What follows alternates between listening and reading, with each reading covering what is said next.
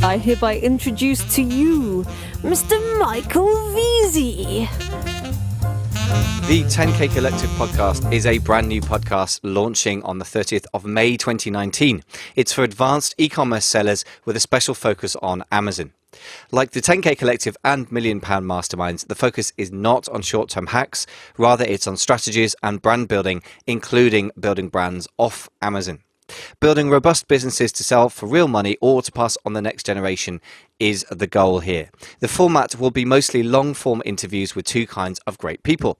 The first kind is successful e-commerce entrepreneurs who've passed $500,000 a year in revenue and often have doubled revenue year by year, including stars of our own masterminds. The second kind is experts in areas like quality sourcing from China, creating our own custom products, and building a team, to name but a few. With several great interviews in the can already and others scheduled, I can promise original, detailed, and inspiring content. To get early access to the rough cuts of the first interviews, subscribe today to our new list at amazingfba.com/10k. That's amazing F for Freddie, B for Bertie, A for Alpha.com/10k. Now on with the show. Hello, ladles and jelly spoons. Welcome to Amazing FBA. This is your host, Michael Veazey. Welcome back to the show. Today, we are talking mindset as part of not even a series, but a whole section of the podcast devoted to this topic, because I just think it's so critical, particularly for people who are in the earliest phases of their journey in creating an Amazon-based business, an e-commerce business, or for that matter, any business really, but particularly if it's based online, because there's a lot of isolation that goes with that. And a great deal of self-awareness, self-searching and self-discipline is needed compared to the sort of usual activities in an office where you can probably get away with, being very unproactive and get somewhere because you're surrounded by people making you do stuff all day. That is not the case when you're self-employed to start with, and every small business person starts off as self-employed before they employ others. So one of the things we are looking at today is time management, or the main thing we're looking at. These insights are from the book, Stephen Covey's book, The 7 Habits of Highly Effective People. It's been around for about a generation or two, since about the early 80s, roughly. I came across it in the 90s, I think, so I've been reading it on and off for about 20 years. And I have to say, has it made me rich? No book makes you rich if you don't implement it. But so far as I have had any successes, I look back on this book and realize I have followed what it says. And insofar as things don't go well, it's because I'm drifting away from the principles in this book. I think it's an excellent book. Very, very strong set of principles for living, if you like. That sounds a bit over the top.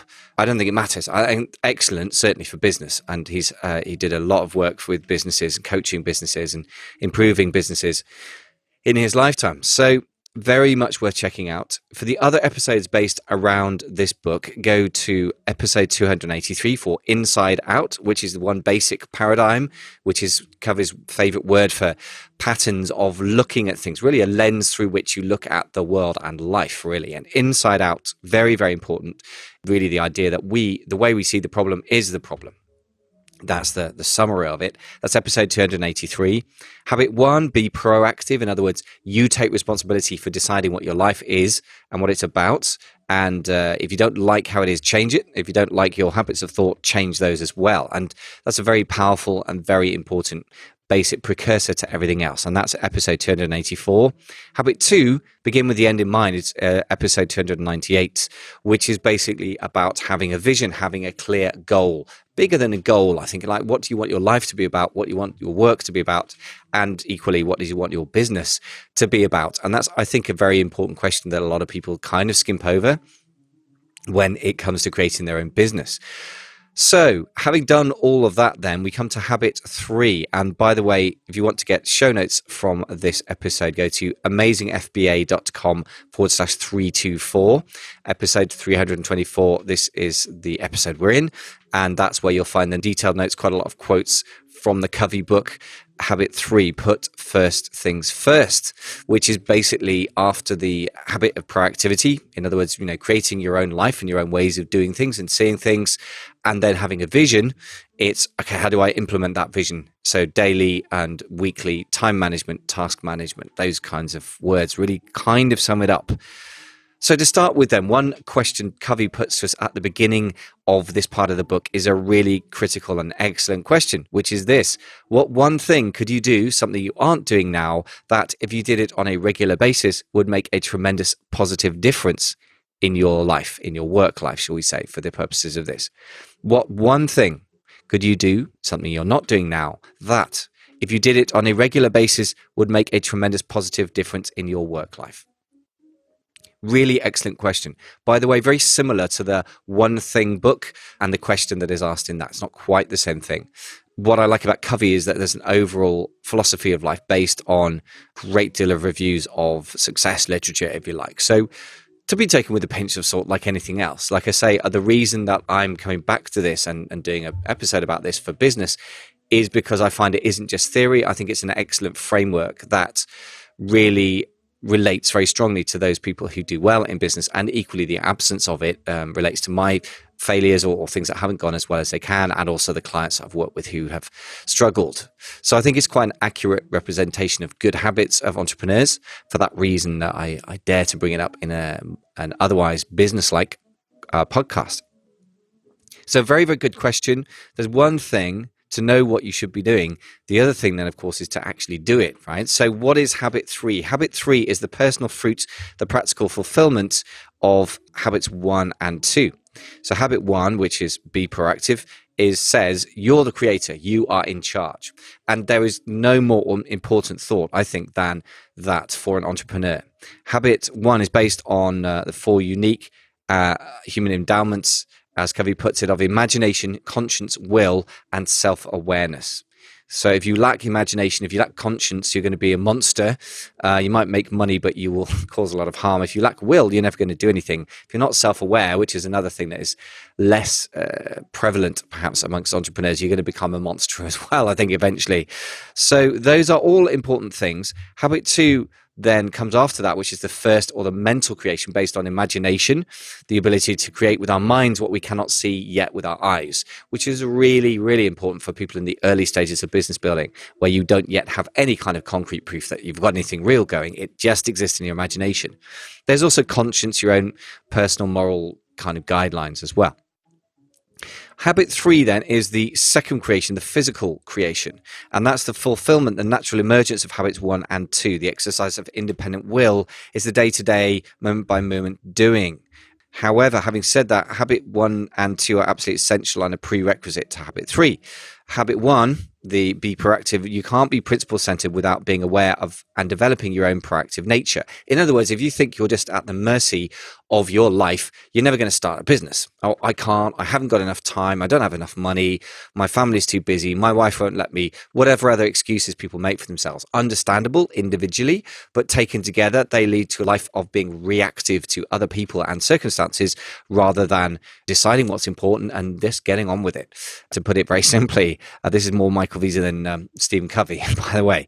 Stephen Covey says you can't become principle-centered without being aware of your paradigms, understanding how to shift them, and how to align them with principles. So that's all the habit 1 stuff. So go back and listen to that episode. But just to summarize it, paradigms is his fancy word for the way you look at things, patterns of behavior, patterns of thinking.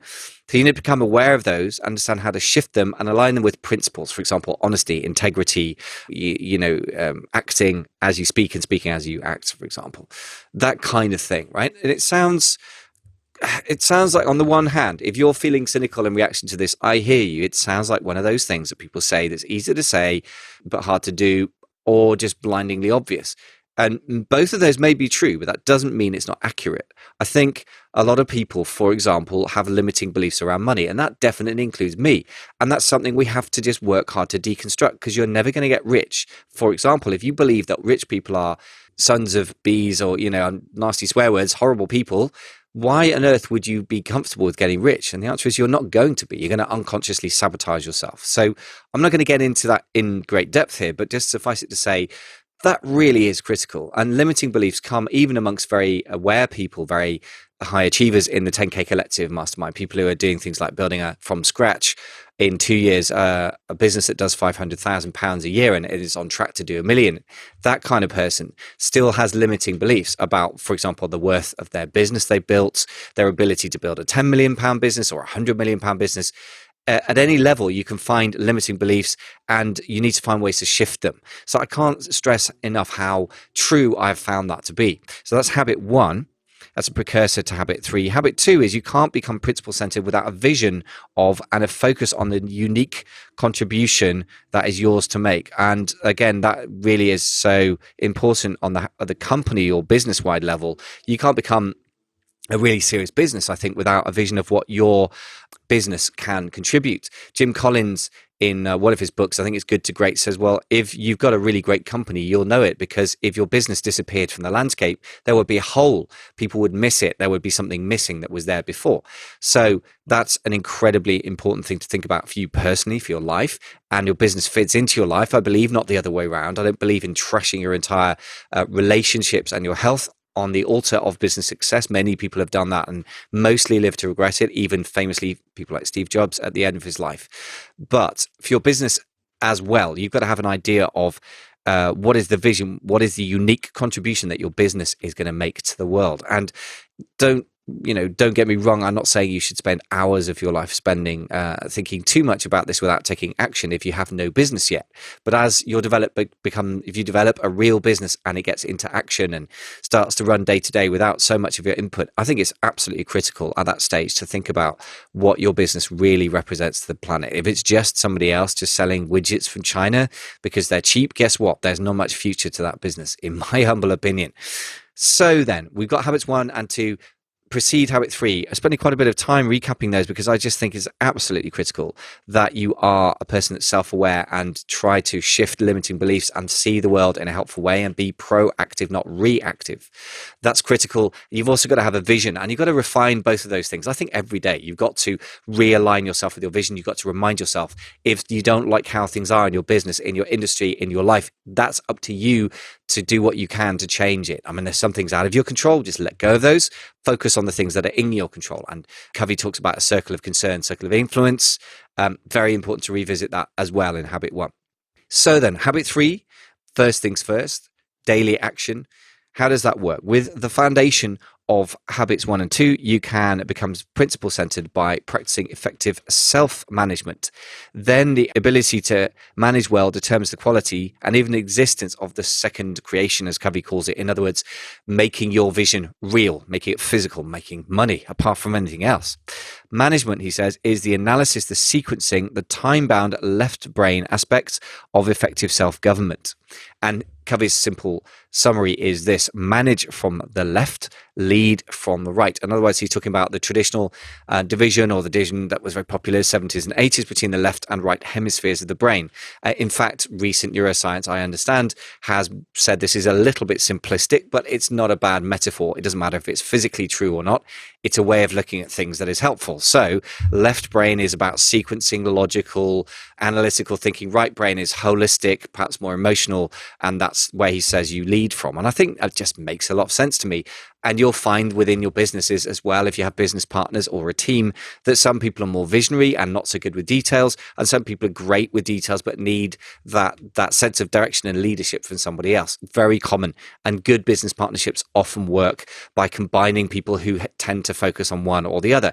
For example, Steve Jobs, when he got back to Apple after he was kicked out, famously Apple grew very well and then went backwards for years, and then Steve Jobs came back on board. One of the first things he did was hire Tim Cook, the current CEO, because Jobs was and knew he was a visionary and a creative person, but he knew that he didn't have a strength in supply chain management and the nuts and bolts to make the mechanics and the economics of Apple work. So he hired Tim Cook, who is an expert in supply chain management. And it's also interesting, just as a side note, to reflect, okay, now that Steve Jobs is gone and Tim Cook is an expert in that area and is running Apple, how much longer will it keep going? How successful will it be as a creative company? Quite invested in that question because I have a MacBook and I've had one for 10 years and I've got an iPhone as well. So I was a personal user of Mac products. We will see, insofar that they're good at making money right now. Are they good at creativity and vision and long-term thinking? Let's see how that goes out. So back to Covey's book then, The Power of Independent Will. It is, as he says, independent will that really makes effective self-management possible. And it's not usually the dramatic, once-in-a-lifetime effort that brings enduring success. Empowerment, says Covey, comes from learning how to use this great endowment in the decisions we make every day. Effective management is putting first things first. Whilst leadership decides what first things are, it's management that puts them first, day by day, moment by moment. Management is discipline, carrying it out. And that's absolutely true. And one of the great problems that we all fall into as digital-based entrepreneurs is that we have several things against us. First of all, if you don't have any business yet and you're just starting out doing research, working on your own, you're isolated and you don't have any physical proof whatsoever that anything works yet because you don't have any turnover, you don't even have products, you don't have customers. And you don't have a social interaction with a colleague or a boss or even your business partner if you're working virtually or if you don't have a business partner. And that's a terrible problem. So I do think at that stage of the game is absolutely critical. I think at all stages of the game you benefit, but at that stage it's critical to find somebody you can work with. Isolation is a dream killer. And I think it's Barbara Sher who said that. And I cannot say how strongly I think that's true. Even really experienced Amazon entrepreneurs who spend too much time behind their computers get miserable. I know a few of them and they're doing very well. They're making millions a year sometimes, but they're still not happy if they're not interacting with other people. So never forget that. If in doubt, connect. Isolation is a dream killer, so the solution is connection. It's connection to the right people being the only caveat. If you listen to too many podcasts, join too many random Facebook groups, I mean, obviously you're welcome to listen to this, and I hope I'm trying to help you. And the Facebook group, by the way, is also a place that you can go and get some questions answered if you have them. amazingfba.com/FB. F as in face, B as in book. Having said that, though, if you are really struggling, I would suggest you need to get yourself a good coach. If you think I could be that person, I'd be delighted to discuss that with you. I'm not going to do a heavy sales pitch. I've got limited time. But most importantly, I refuse to work with somebody if I don't think I can get them return on investment. I can't promise that you're going to get it if you don't do the work, but I do my best to pick people who are going to benefit. So if I turn you away, don't take it personally. It's because I want to make sure I don't waste your time and money. So if you want to explore that, amazingfba.com/mentoring, MENTORING. So back to the independent will. It's absolutely critical that you carry stuff out every day. It's very hard to be accountable to yourself only. There's the only caveat I would make. So since we're talking about time management in some ways, or at least what's traditionally called time management, Covey talks about 4 generations of time management. Generation 1 is checklists, notes. Everybody has those, I guess. We all use those, and it's very traditional to sit there with a list. We've all done it. I've done it recently sometimes where you make an undifferentiated list of 15 things and try and get through as many of those as you can for the day. Somewhat depressing, I normally find, because you can often find either you nearly always, I make a list for the day. It's ludicrous. I'm so ambitious about how much I can achieve for the day. Maybe it's just me, that I'm not the only person. I think from experience that does something like that. The one alternative is that instead of not doing most of it, you get it done and you still don't feel like your business has moved forward when you look back over the week, the month, the year. That's really depressing. So that's not enough in itself. Generation 2, says Covey, is calendars and appointments. Obviously, putting things in the calendar makes it much more likely that it's going to happen. Again, caveat, much more likely if somebody else is involved. If you've got to have a call with a business partner or a coach or an online coaching community, I just think you're more likely to turn up than if it's just an appointment with yourself. Those are hard appointments to keep, in my experience, right? And then generation 3, a whole bunch more advanced than that. It's prioritization is included in that. In other words, some things are more important than others. Clarifying values as well, what's really important, what is less important. And then goal setting as well, long, intermediate and short-term targets, which are in harmony with values. And it also includes the concept of daily planning around those goals of the greatest worth. That sounds great. So how come that isn't enough? A lot of us would be pleased to get to that point where we schedule everything rigidly. But guess what? As Covey says, while the third generation has made a significant contribution, people have begun to realize that efficient scheduling and control of time are often counterproductive. The efficiency focus creates expectations that clash with rich relationships, human needs, and spontaneous moments. As a result, many people have become turned off by the time management programs and planners. And that's really very true. I mean, I've gone through phases like I think most people have themselves of trying just about everything. There's Dave Allen's Getting Things Done book. There's Managing for Creative People, a book that's actually quite an interesting book that I may do a review on at some point, which is not very famous. The Non-BS series from Dan Kennedy, who I quite like because he is a no BS person and an entrepreneur himself and a great marketer. But in the end, all these approaches were just a bit too rigid for me, and I tend to shy away from them. So we need a different way of doing things, which we'll come to later. First of all, let's look at another very basic concept, which is still very, very helpful, which is the time management matrix.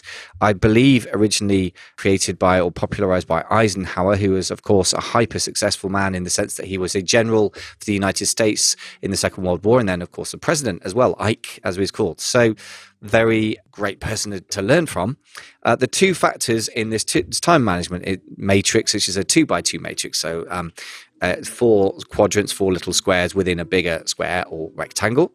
The two factors that define an activity are urgent and important. So if you imagine a 2x2 grid and you've got important across the top and urgent at the left-hand column of the 2 columns, and then important is the top of 2 rows. Right? If you want to write it on a piece of paper. Urgent means it requires immediate action. And urgent things, by the way, act upon us. So we react to them. Whereas important things, on the other hand, have to do with results. It contributes to your mission, your values, your high priority goals. And those are things that we have to be much more proactive to achieve. In other words, we need to make a conscious decision and stick to it in the face of other pressures. If we react to urgent matters, but important matters do not require that urgency, they require more initiative. If we don't have a clear idea of what is important, of the results we desire in our lives, we are easily diverted into responding to the urgent. I think that's absolutely critical. I find that so true. If I don't have a clear mission that I'm on and reconnect with that mission, and I mean emotionally connect, and in sort of general feelings, even physically energize myself, then it's no good. It's just not going to happen. You're going to find that other things push you around. And that's, again, so much the pattern that I see with clients or people who reach out to me, that they make intentions. The road to hell, as they say, is paved with good intentions. That could have been written for the would-be entrepreneur, and myself included many times.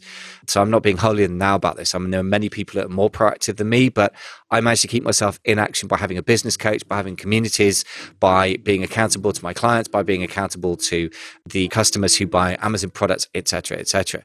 In other words, getting into motion is hard. Staying in motion is easier. But I just think the most important thing in the world is to make a decision about what is important to you and to stick to that like glue. You may actually change your mind later on about what's important. But if you don't stick to it for a certain amount of time, enough to get some progress or at least test the idea, then you're not going to get anywhere. And there's another phrase that springs to mind. It's strong convictions lightly held is perfect for business. So in other words, for 6 months, a year, 2 years, whatever time period you give it, you need to be very one track about getting your business off the ground, with the understanding as well that if something doesn't work, you give it a certain time period or a certain amount of money. And Seth Godin talks about this. Is, look, it doesn't matter whether you give it a year or 10 years or 6 months, whether it's $1,000 or $1 million or $10 million. Give it that amount of time and or money. And once you've done that, stop and reevaluate. And if it's not working, just kill it. As another famous person is Kevin, the guy from Dragon's Den and Shark Tank, whose name escapes me, Mr. Wonderful, says if your business isn't making a profit by year 3, take it behind the shed and shoot it, in his usual abrupt manner. I wish I could remember his second name. Sorry, Kevin. But you get the idea. So I think there is something in that. So it's very, very difficult, that, because on the one hand, you have to commit very, very strongly. And on the other hand, you need to be willing to let go. I think what kills people is that halfway house. If you have doubts during your 6-month period or your 1 year period, if you're not committed, you're never going to get anywhere, guaranteed. On the other hand, if you commit to something for 4 years and it's not making any profits, you're probably just denying reality as well. So very tricky in a way, that thing. But I would say you can square that circle very simply. Just be very, very committed to a medium-term goal. Give yourself 6 months or a year, go like crazy at it, and then review. And if it looks like it's not producing any results, you'll know. You'll probably want to give up anyway, so you will. But what I would say is don't give up, after 3 months or something where things aren't working, because it takes about a year to get most private label businesses off the ground, in between day jobs and doing your back and forth with Chinese New Year, things don't work perfectly, etc., right? You certainly can do it quicker than that, for sure. But if you go in with the expectation that you need to tough it out for a year, then and put things in place, a community of people, like preferably a physical community, get some training, have a coach, you're going to be much more likely to succeed than if you just drift along for a bit and then give up when nothing's happening. I mean, of course, nothing's happening to start with. You haven't done anything yet. Coming back to the time management matrix. So I went off on one there. Except what I'm trying to do really is put across Stephen Covey's ideas and link them as intimately as I can to the business we're in. And trying to get started with an e-commerce business in many cases, or in some cases, trying to expand an existing e-commerce business. So the time management matrix consists of 4 quadrants, or 4 little squares within a big one. Quadrant 1 is urgent and important. It deals with significant results that require immediate attention. And we usually call the things there crises or problems. But crisis is probably a good word for it. We all have some crises in our lives, but quadrant 1 consumes many people. They are the crisis managers, problem-minded people, and deadline-driven producers. And as long as you focus on quadrant 1, it keeps getting bigger and bigger until it dominates you. And I am often guilty of this kind of thing. I mean, if it's going to be tax, for example, I often do it near the deadline. I'm not the only one. I know that, whether it's corporate tax, my own personal tax returns. If I have to produce a podcast, then I do it when the deadline's coming up sometimes, which is very poor, but that's at least I'm getting it done because I've got a framework. But nevertheless, I mean, one of the things I suppose, like in my defense, I get the podcast done because I believe it's part of my mission to help educate people and to spread the ability to have independent, wealthy lives. And that is something I believe in, and trying to live that life and to help other people to live it. That was a proactive thing to start the podcast. But then I, in a way, I have the luxury of being reactive because now I have an audience I'm accountable to. So once again, a win for accountability, right? Quadrant 3, urgent but not important. There are other people who spend a lot of time in urgent, not important ones in quadrant 3, thinking they're in quadrant 1. In other words, they think things are urgent, therefore they're important. They're not the same, right? Reality is the urgency of matters is often based on the priorities and expectations of others. So somebody might think it's very important that you answer their email asking how to, make some money with something, or to solve a problem or customer service problem, or to complain about something and that you respond, or to invoice you for some services they provided you. And I'm not saying you shouldn't respond to those things, but if all you do is respond to those things, or you do them first in the day, you're in trouble. And checking email first thing in the morning is the classic bad habit with that. I mean, that's something that Tim Ferriss was very big on in the 4-Hour Work Week. Another excellent book, but just a different take on a lot of the same topics, really, but quite a lot of similar conclusions. The classic thing would be, do not start your day with email. That's easier to do for all of us, but one of the other things is do not start your day by checking Facebook, which I actually did today. I very rarely do that, to be fair to myself. It put me in a terrible mood because I could see people that I thought were mediocre succeeding. People were going on about politics that I disagreed with, and the rest of it was just kind of largely a waste of time, or people showing how rich they were, and why am I feeling like I'm not succeeding like that? It's just a terrible idea. So that's even worse. Quadrant 4 is non-urgent and not important. People who spend a lot of time exclusively in quadrant 3, that's the urgent but not important. And quadrant 4, neither important nor urgent, lead irresponsible lives. Effective people stay out of quadrants 3 and 4 because, urgent or not, they are not important. They also shrink quadrant 1 down to size by spending more time in quadrant 2. In other words, being proactive. We'll talk about that in a second, but one of the things I want to talk about is why we end up in quadrant 4. Why was I checking Facebook? Why do I end up watching YouTube videos when I could be working? Why do I end up goofing off or going for a snooze when I should be working? Well, that's because we feel overwhelmed. And I think a lot of the time we feel overwhelmed, it's because we are allowing the size of a task to seem too big in our minds. And instead of that, we need to think about this habit 1, which is being proactive. If we have a way of thinking that's not serving us, we need to change that.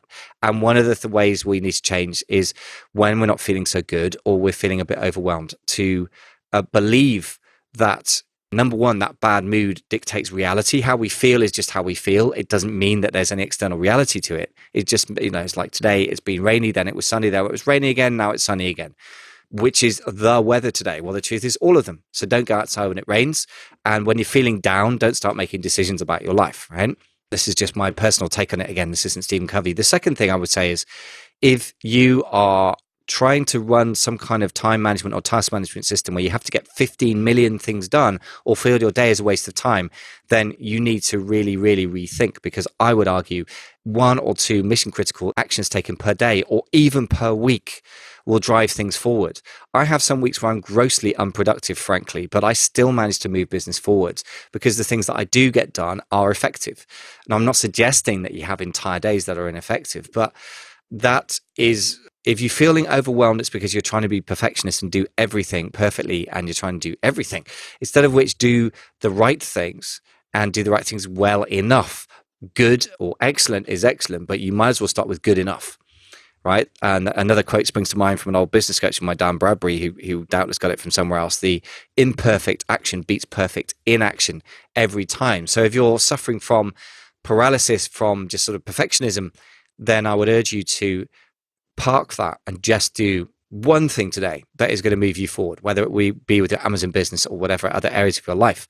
So coming back to quadrant 2, this is the non-urgent but important stuff. Quadrant 2 is the heart of effective personal management. It deals with things that aren't urgent but are important. It deals with things like building relationships, writing a personal mission statement, long-range planning, exercise, preventative maintenance, and preparation. All the things we know we need to do, but somehow seldom get around to doing because they aren't urgent. To paraphrase Peter Drucker, effective people are not problem-minded, they're opportunity-minded. They feed opportunities and start problems. They think preventatively. Before we go too much further, let me just reflect on this. Building relationships, absolutely critical. My experience of success in business has been that relationships are right at the heart of it. They're not an extra. Even in a product-based business, you might think it's all about the product, but it isn't really. I mean, the relationship between your product and the audience, and relationship you have with a supplier, for example, are absolutely critical. Now, the relationship with the supplier is based on volume. So there is a sort of chicken and egg thing here. You want to get a great relationship with a Chinese supplier. According to Ash Monger, who I was talking of recently, of IMEX Sourcing, who I'm interviewing for the 10K Collective podcast, the new podcast for advanced sellers, was saying to me, look, basically, it's quite simple. If you want a great relationship with your Chinese seller, you need to just buy a lot of product from them, right? But it's chicken and egg, isn't it? Because if you have a reasonably decent working relationship to start with, you can get quality product out there because you understand how to communicate about problems, how to solve them. If you get good products out there, you get a good relationship with your customers. And then, of course, it starts a positive cycle. So relationships are right up there for me. Preventative maintenance and preparation, also very important. Preparation for a great launch, for example, even if you're just starting out with your first ever product. A lot of people just put something on there. Amazon, just wait for a week or two. It does badly. And then sometimes I'm lucky enough that they get in touch with me to help them relaunch their product. And at that point, I can say, well, okay, let's do some damage limitation, but much better to approach somebody before you launch your product, or even before you source it, and make sure A, the product you're sourcing is going to sell, or there's a decent probability of it, and B, you have a plan in place for launch. You'll do way better. A bit of planning will massively increase performance. Or there's that famous 5 Ps or the 6 Ps of the British Army, P, which is prior preparation prevents poor performance. You can imagine the extra P for yourself, what it stands for. So the other thing to say is effective people are not problem-minded, they're opportunity-minded. That sounds like sort of somebody you'd love to hate, doesn't it? Oh, these opportunity-minded people. Guess what? That's not a different species. That's a decision. Some people are naturally more opportunity-minded. For the rest of us, myself included, I was trained as a classical musician. They're very perfectionist. They're very into solving problems. So you have to retrain your brain to some extent to try and see opportunities rather than just problems. And that's just a habit that you can work on. I promise you, it gets better with practice. Again, being around the right people, having the right peer group is critical for that. If you are surrounded by employees who are trained just to solve problems but not really look for opportunities and aren't free to pursue them if they see them indeed, then you need to get a new peer group. I'm not saying junk all your old friends, but I mean, you need to at least hang around with people with the right mentality enough that some of it rubs off on you.